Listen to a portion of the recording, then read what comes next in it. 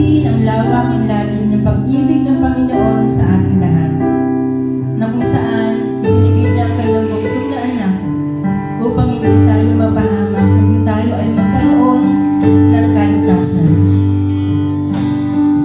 Sige, maaari mong ipikit ang iyong mga mata at maaari mong gamitin ang iyong tinig para ating siyang purihin.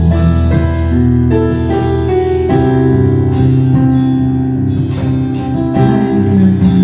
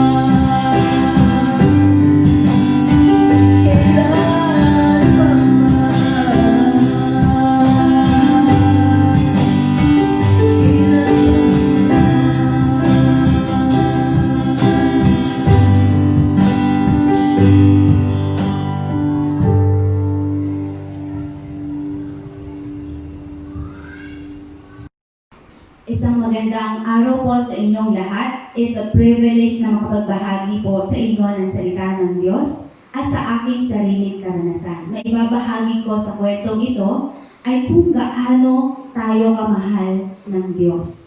Ang tanong is, mananatili pa rin ba tayong mananampalataya kahit sa gitna ng problema? Dito sa aklat ng Daniel chapter 3, pag-aaralan po natin that faith, not death, in the blazing furnace.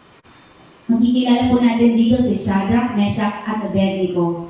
Sila ang tatlong kalalakihan na namamahala sa pamahalaan ni Haring Nebuchadnezzar. At sila din tatlo ay totoong mananampalataya ng Diyos. Si Haring Nebuchadnezzar ay nagpagawa ng isang rebultong ginto. Pagkatapos, ipinatawag niya ang mga pinuno ng mga rehiyon at mga pinuno ng kaharian para sa pagtatalaga ng nasabing rebulto. Nang nasa harap na sila ng rebulto, malakas na ipinahayag ng tagapagbalita. Inuutos sa lahat ng tao mula sa lahat ng bansa at wika na lumuhod at sumamba sa rebultong ipinagawa ni Haring Nebuchadnezzar. Sino mang hindi sumunod sa utos na ito ay ihahagis agad sa naglalagablab na pugon.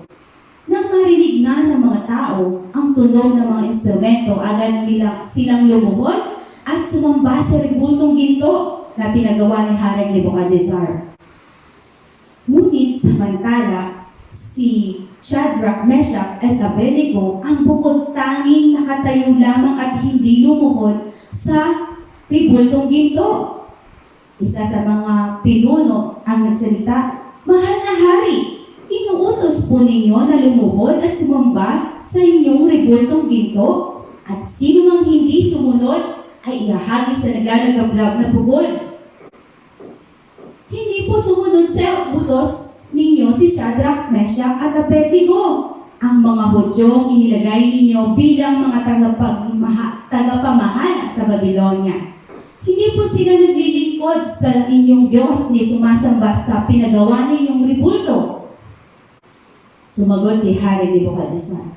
Sinabi niya, "Shadrach, Meshach, at Abednego, totoo bang hindi kayo naglilingkod sa aking mga Diyos ni sumasamba sa rebultong ginto na aking pinagawa? Inuutos ko sa inyo, lumuhod kayo at sumamba sa pinagawa kong rebulto. Sa sandaling marinig ninyo ang tunog ng mga instrumento." Sinabi ni Shadrach, Meshach, at Abednego, "Mahal na Haring Nebuchadnezzar, wala po kaming masasabi sa inyo tungkol sa bagay na yan. Gawin ninyo kung iyan ang gusto ninyo. Ang Diyos na aming pinaglilingkuran ang magliligtas sa amin sa naglalagablab na pugon at mula sa inyong kapangyarihan. Kung hindi man niya kami ililigtas, hindi ba rin kami maglilingkod sa inyong mga Diyos ni sasamba sa inyong rebulto na pinagawa ninyo?" Sa sobrang galit ni Haring Nebuchadnezzar, inutos niya na painitin ng doble na 7 ulit ang pugon. Inuutos din yan ang ilan sa mga pinakamalakas niyang kawal na gapusin, itali si Shadrach, Meshach, at Abednego at sabay ihagis sa naglalagablab na pugon. Hinapos nga sila nang hindi inaalis ang kanilang mga damit. Sa sobrang init, dahil sa sobrang mahigpit na utos ng hari na patindihin ang init ng pugon, lumabas ang apoy kaya nasunog at namatay ang kawal na nagdala kina Shadrach, Meshach, at Abednego. Nagtaka biglang napatindig si Haring Nebuchadnezzar at tinanong sa kanyang mga tagapagpayo, "Hindi ba tatlo lamang inhagis natin sa apoy?" "Opo, kamahalan," sagot nila. Bakit apat ang nakita kong walang gapos at naglalakad sa gitna ng apoy na hindi nasusunog? At ang tingin ko sa ika-4 ay parang anak ng Diyos." Lumapit si Haring Nebuchadnezzar sa may bunganga ng pugon. Sinabi niya, "Lumabas kayo riyan at hali kayo rito, Shadrach, Meshach, Abednego, mga lingkod ng kataas-taasang Diyos. Lumabas nga silang tatlo at mula sa pugon, tinignan silang mabuti ng mga ito. Ulit wala man lang silang nakitang bakas ng apoy sa katawan ng tatlo. Hindi sila amoy sunog o even sa kanilang buhok o even sa kanilang kasuotan. Hindi rin sila amoy usok even sa kanilang pananamit. Dahil dito sinabi ng hari, purihin ng Diyos nina Shadrach, Meshach at Abednego. Isinugo niya ang kanyang anghel upang iligtas ang mga lingkod niyang ganap na mananampalataya sa kanya. Walang ibang Diyos na makapagligtas sa tao tulad ng ginawa ng kanilang Diyos. Makikita po natin sa kwentong ito na ang ating Diyos, na ang Diyos na ating pinaglilingkuran ang magliligtas sa atin. That the God we serve is able to deliver us from any situation na meron tayo ngayon. Makikita din natin po dito na gumagamit ang Diyos ng mga pangyayari na wala tayong kontrol. Bakit po? Kasi dito natin makikita, dito masusubok ang ating tunay na pananampalataya sa Kanya. That God uses circumstances that are out of control to test our faith. Dumaranas man tayo ng hirap, nalilito sa mga problema, o nag-aalala sa maraming bagay. Paano na to? Wala kaming kakainin. Paano to? Walang trabaho. COVID. Maraming nangyayari sa paligid na hindi natin inaasahan. Marami tayong alalahanin sa buhay, no, hirap na nangyayari sa paligid natin. Mga kapatid, hindi ka nag-iisa. Kasama mo ang Diyos. Ito yung sitwasyon na hindi mo ipapanalangin na aalisin ka ng Diyos sa sitwasyon na yan. Pagkos, ipanalangin mo, sasamahan ka ng Diyos sa sitwasyon natin. Ngayong pandemic, ngayong paghirap, ngayong nalilito ka. Lord, Panginoong Jesus, samahan mo ako sa sitwasyon ko na to. Kagaya ni Shadrach, Meshach at Abednego, hindi nila pinanalangin na aalisin sila ng Diyos nila doon. Bagkos sinamahan sila ng tunay na Diyos na kanilang pinaglilingkuran. Ano ang mahalagang aral na matututunan natin sa kwento ni Shadrach, Meshach at Abednego? Una, place your faith only in the true and living God and His Word. Ituon lamang natin yung ating pananampalataya sa tunay at buhay na Diyos at sa Kanyang mga salita. Pangalawa, be a man of faith. Be a man and woman of faith. Yung tunay na mananampalataya ng Diyos na kahit anong sitwasyon mo, hindi mababago yung pagtitiwala mo sa tunay na Diyos mo.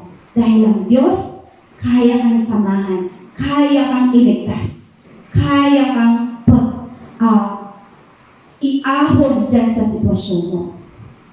Sabi nga dito sa Santiago 1, verse 2 hanggang 4, mga kapatid, magalak kayo kapag kayo dumaranas ng iba't ibang uri ng pagsubok.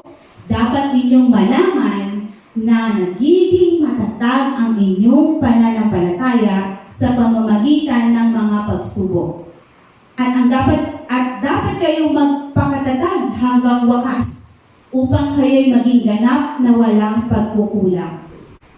Purihin ang Diyos sa salita niya sapagkat ito yung ating pangahawakan na kapag tayo'y naging matatag, magpapakatatag tayo sa sitwasyon natin ngayon, ang Diyos ang magbibigay sa atin ng pag-asa. Makikita po natin sa pangatlo that God is our deliverer. Ang Diyos ang tanging tagapagligtas natin. Hindi ka pamilya mo, hindi ka trabaho mo, hindi yung pera mo. Right? Ang Diyos ang ating tagapagligtas. Siya lamang ang may sagot, kaya ituon po natin yung ating pagtitiwala at pananampalataya sa ating tunay na Diyos at buhay na Diyos. Minsan sasabihin mo that adversity is just so hard. Ang hirap na, Lord. Kailan pa ba ito matatapos? No, how far can I go? Ang hirap na. Sobrang hirap yung sitwasyon ko. No? Hindi ko na alam. Ang gagawin ko, maaaring naisip yan ni Shadrach, Meshach at Abednego. Pag tinapon sila sa pugon, wala naman silang kontrol eh. Masusunog at masusunog sila. Tama? Sa sitwasyon natin, may sitwasyon tayo na kapag may sitwasyon ka, hindi mo na alam, wala ka ng kontrol, kundi isusurrender mo yan sa Panginoon. Why? Because if you are keeping your faith, God enable us to live above the pain and suffering we endure in this life. He will allow things and know that He will never leave you. Maaaring, no, naranasan mo yan. Bakit ako, Lord? Ba't hindi na lang siya? Lingkod mo ako. Minsan gano'n, no? Sa personal kong sitwasyon, bakit ako, Lord? Naranasan ko to. No? Binigay ko lahat sa yung oras ko, yung pagod ko. No? And some things like, may mga pangyayari sa buhay natin na hindi natin makontrol. But God allows it. Kasi alam niya, kaya mo at alamin mo, dapat malaman mo that He will never leave you. Trust God. And be assured that He is always be with you. And God is saying to you today, right now, I am always be with you. And malala makikita mo pag nagpakatatag ka hanggang sa huli, no? Yung tunay na laban ng buhay is patatagan. Yung pananampalataya mo, patatagin mo yan hanggang sa dulo ng buhay pa tayo. Makikita natin dito, mababasa natin sa Mateo 24 verse 13, ngunit ang mananatiling tapat hanggang wakas, ang siyang maliligtas. Want to be saved? You want to be victorious? Magpakatatag ka, kapatid. Then God, makikita niyo po sa aklat na binasa at kwento na binasa ko po sa inyo kanina, sa dulo nito, ang hari, the king, promoted Shadrach, Meshach, and Abednego in the province of Babylon. Nakita din dito yung sa Israel that God had once more proven that to the king that He was the God of gods. Siya ang Diyos ng lahat ng Diyos. Siya yung tunay na Diyos na dapat paglingkuran. Tanong mga kapatid, pwede natin itong baunin pagkatapos ng sharing na ito. Who is your God in your life? Where is your God in your life? Tingnan na natin kung tunay na mananampalataya talaga tayo sa Diyos. Or yung pananampalataya ba natin is nababago ng sitwasyon, ng problema, o mas nagiging matatag dahil ang kinakapitan mo yung tunay na Diyos. Baunin din po natin yung message na to that we can walk freely in the fire because God is with you. Sitwasyon mo, go with the flow. No? Sasamahan tayo ng ating Panginoon. That there is better things for the believer. Mananampalataya ka, naglilingkod ka, naniniwala ka sa tunay mong Diyos, there's better things for you, kapatid, dahil ang ating amang nasa langit, nakikita ka. Alam niya kung ano yung pangailangan mo. So, trust in the Lord and live for Jesus. Maraming salamat po sa inyong oras. Sige po, tayo po ay manalangin. Panginoong Jesus, salamat po na tunay na Ikaw yung Diyos na pinaglilingkuran namin. Panginoon, maraming salamat at na tinuturuan niyo po kami magpakatatag. Panginoon, at ituon yung aming paniniwala at pananampalataya sa iyo lamang, Ama namin. Salamat, Lord God, Dahil ito po yung pangahawakan namin, Lord God, na ikaw yung Ama na pinaglilingkuran namin. Ikaw yung Ama na tunay na nagmamahal sa amin. Ikaw yung Ama na ililigtas kami, Panginoon, sa anumang sitwasyon namin sa buhay at sasamahan niyo po kami, Panginoon. Kagaya ng kwentong nabasa po namin, O God, you are such a loving Father, O God. Salamat, Lord, nakasatwi kami na panghihilaan ng loob. Kasama po namin kayo. Salamat, Lord God, sa mga nakikinig, Panginoon, na hindi nakapakinig ng salita mo, Lord. You bless them, Lord God. Samahan niyo po sila, O God. Lord, may you reach them, O God, sa mga pangailangan nila, Panginoon. Salamat, Lord, that even today, Lord God, we will thank you, we will praise you, Panginoon, dahil ikaw yung tunay at buhay namin, Diyos, na paglilingkuran, Panginoon God. Salamat, Panginoon. We praise you and we thank you. We glorify your name in the name of Jesus Christ. Everybody say amen.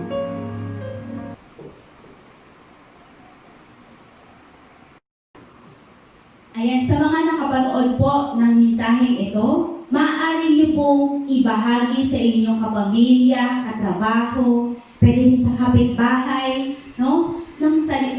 Ang salita ng Diyos is maibahagi rin natin sa kanila. Maaaring ma-encourage din po sila, no, sa mensahe na ating napakinggan ngayong araw na ito.